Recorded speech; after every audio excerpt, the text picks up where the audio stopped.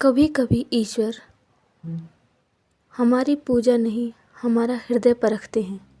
यह कहानी एक ऐसे ही राजा की है जिसने सिंहासन से ज़्यादा अपने धर्म को महत्व दिया।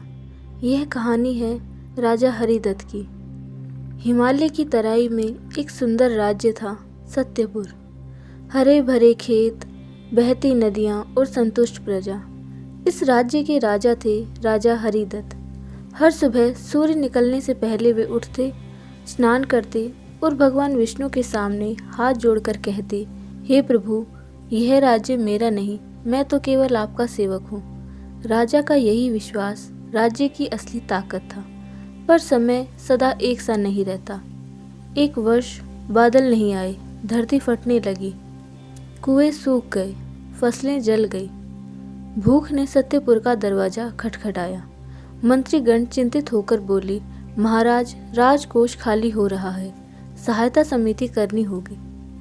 राजा हरिदत्त लंबे समय तक मौन रहे, फिर शांत स्वर में बोले, यदि राजा का पेट भरा रहे और प्रजा भूखी हो तो वह राजा नहीं, अपराधी है। अगले ही दिन राजा ने अपने आभूषण उतार दिए। रानी की आंखों में आंसू थे, पर गर्व भी था। महल के रत्न, सोने चांदी के पात्र, यहाँ तक कि सिंहासन भी बेच दिया। उस धन से अन्न खरीदा और हर भूखे तक खाना पहुंचाया। राजा स्वयं खिचड़ी खाकर संतुष्ट रहते। एक अंधेरी रात महल के द्वार पर एक दुर्बल साधु खड़ा था। फटे वस्त्र, थका शरीर। राजा स्वयं उन्हें भीतर लेकर आए, भोजन कराया, अपने कक्ष में सुलाया। सुबह साधु ने पूछा, राजन, क्या तुम सच में धर्मी हो या केवल दिखावा करते हो? राजा मुस्कुराए, बोले, धर्म दिखाने की चीज़ नहीं, जीने की चीज़ है। साधु बोले, यदि ईश्वर कहें कि राज्य छोड़ दो तो? राजा ने बिना रुके कहा, राज्य क्या, यह जीवन भी प्रभु को अर्पित है। तभी आकाश प्रकाश से भर गया। साधु का रूप बदल गया।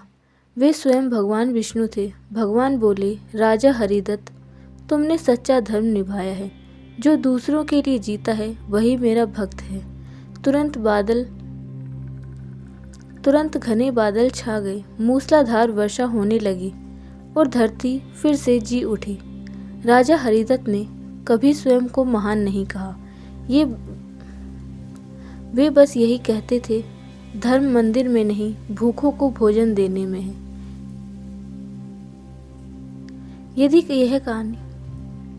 यदि यह कहानी आपके हृदय को छू गई तो इसे दूसरों तक पहुंचाएं और वीडियो को शेयर करें, क्योंकि धर्म सुनने से नहीं, अपनाने से जीवित रहता है।